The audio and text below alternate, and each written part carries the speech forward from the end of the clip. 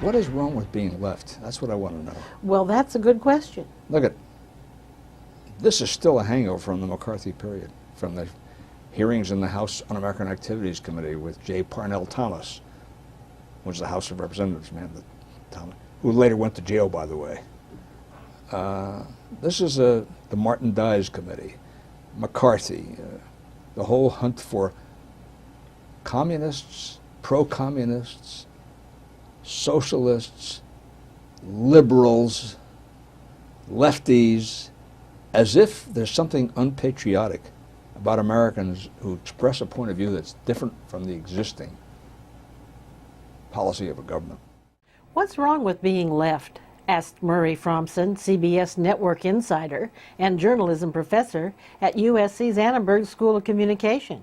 He posed this question during a recent interview with full disclosure on whether or not the public is influenced by a leftist liberal media bias.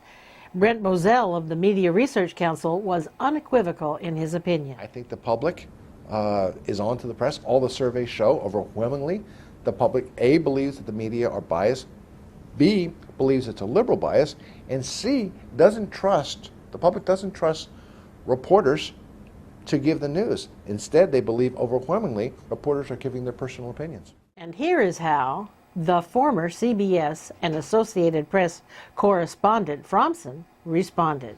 Look, you know, you feel things, but I think the matter of bias and the matter of ideology, I think, is distorted in this whole context. Would you say that the media or the journalists in general are ideologues?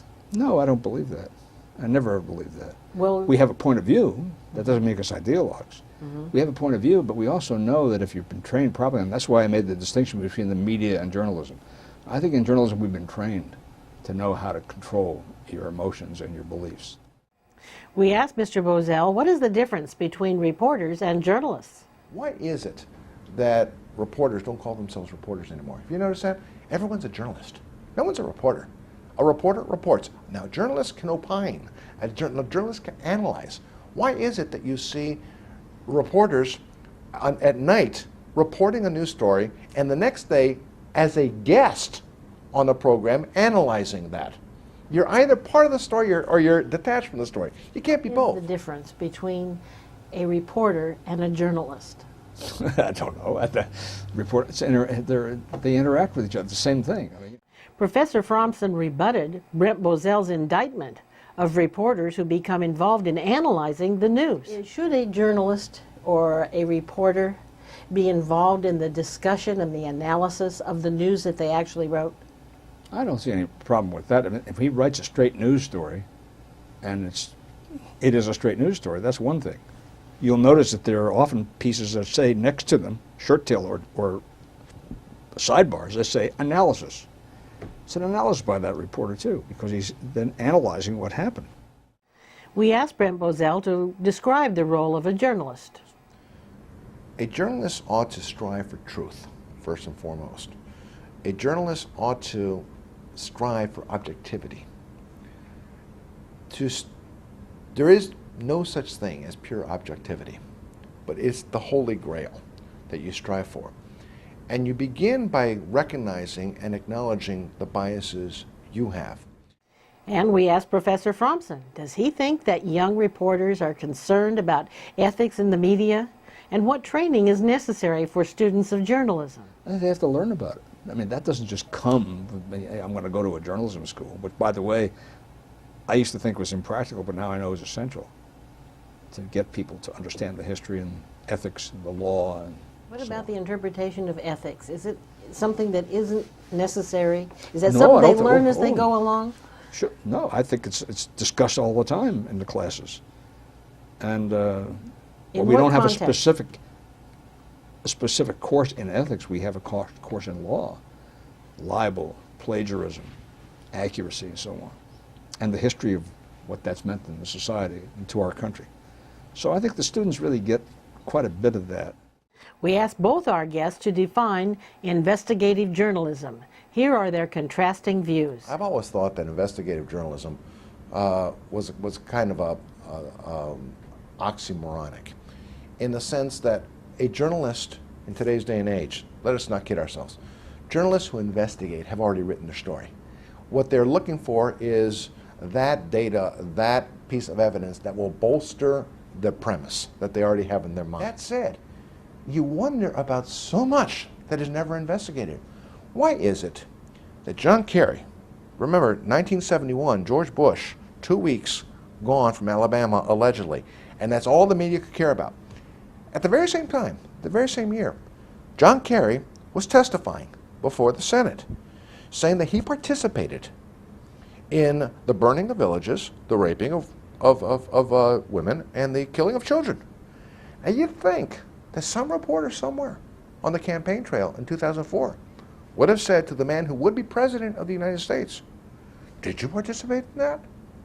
Would you like to expand on that a little bit, Mr. Would-be President of the American people? Did you rape women? Did you burn villages? Did you kill children?" I think the American people would like to know. I think an investigative journalist would have investigated that story as a little bit more important than where George W. Bush was for 2 weeks on vacation in 1971. And yet, I challenge you, go into the record books, go into the campaign, and you tell me who investigated that story. Nobody. I think he said we witnessed, and he meant he was speaking for the GIs who testified at this convention in Detroit, the Winter Soldier Convention, and he repeated that testimony in Washington. I don't know whether he saw it personally, but, and I'm not going to defend it right here because I haven't seen the documents. Maybe Bozell has. I'd like to see if he would bring out the documents that actually say that's what Kerry said. The testimony at the U.S. Senate? Yeah, I don't think he said, I killed, or I raped, or I did so-and-so. Because I think that would have been a matter of some concern in the campaign, and it really wasn't that I can recall. We asked Mr. Bozell why he thought the media decided to go after the Bush National Guard story rather than investigate John Kerry's war crime testimony. They would rather report the worldview of the left and stick to it and demand that the public accept it as objective truth and news than acknowledge that it's neither one.